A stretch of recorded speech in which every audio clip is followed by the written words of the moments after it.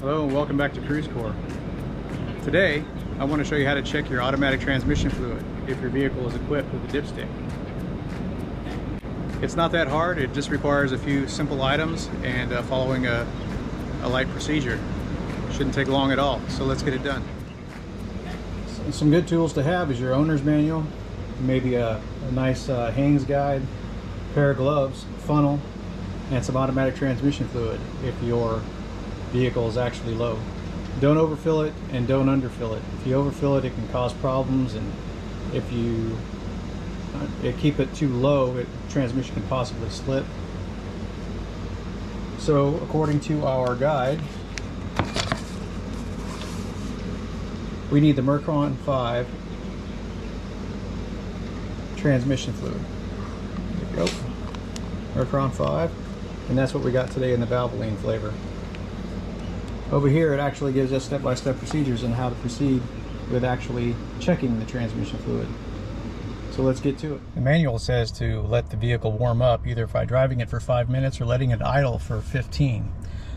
And then the next step we are going to do is run it through all the positions in the park, reverse, neutral, drive first and second gear shifts.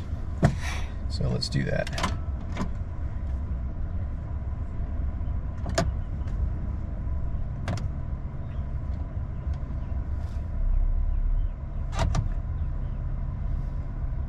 And we're going to end in neutral and set the brake.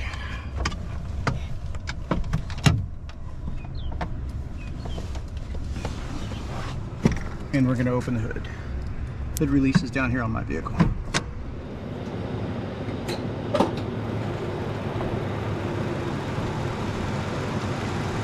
Now the transmission fluid is to be checked when the vehicle's running.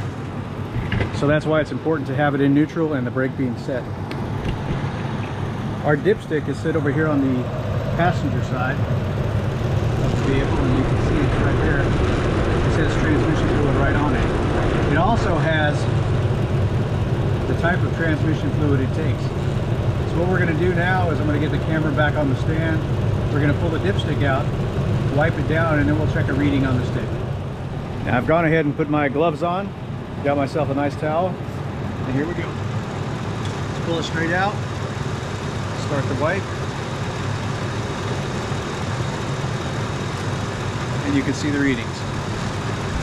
There's nothing on it.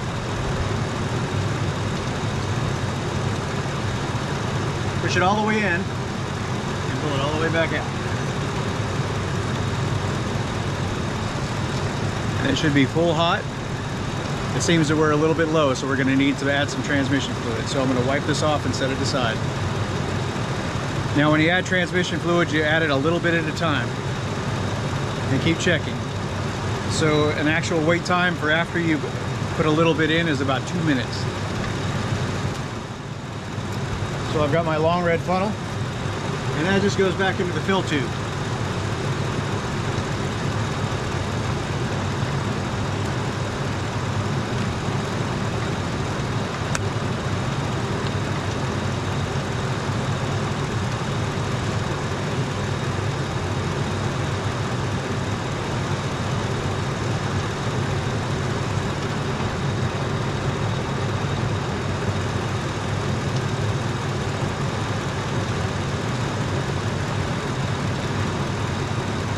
We'll just set this aside.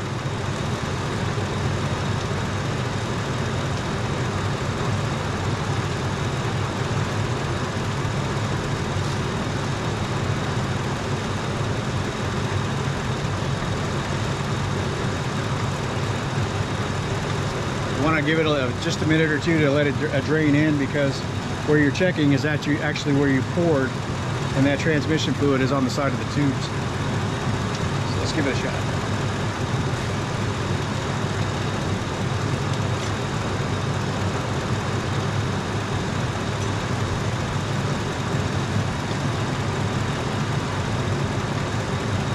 And it looks like we're right there in the proper range, right in the middle.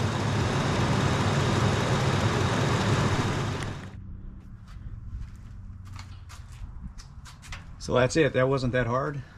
Just remember, some vehicles don't have a transmission dipstick, and they're meant to be either serviced by a person that knows how to do it, because they don't actually have a dipstick. They actually have a weep hole in the side of the engine and a fill port. So we can discuss that another time. But since I got the truck all warmed up, and we can go ahead and check the engine oil while we're at it. Of course, that stick is on the other side of the engine.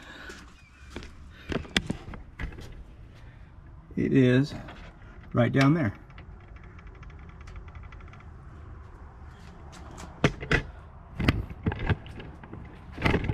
So we'll get set up and get that looked at.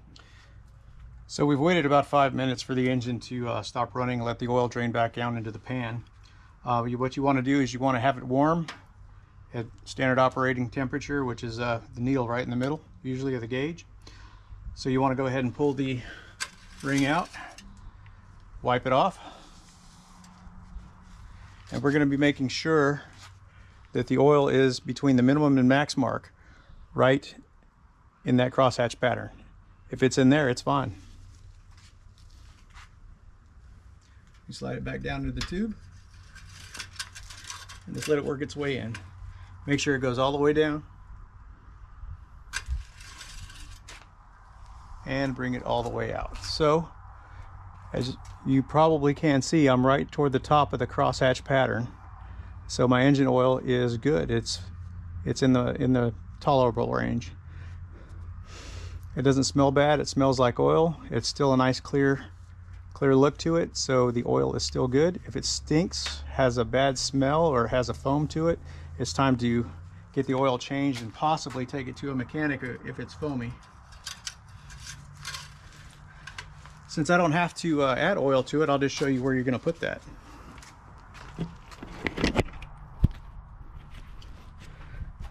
So right here it says SAE 5W20. It's right next to the transmission fluid dipstick. You just pop this cap off,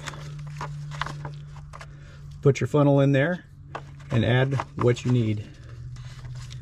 Do it a little bit at a time, so it gives it time for the oil to go back down to the bottom of the engine to get into that pan, because it's actually going across your head. And that way you'll get an accurate measurement of how much oil you have in the engine for it to run on. Well, that's it for engine oil. As you can tell, we have coolant over here. You can tell it's right there between those lines, which means the coolant's good.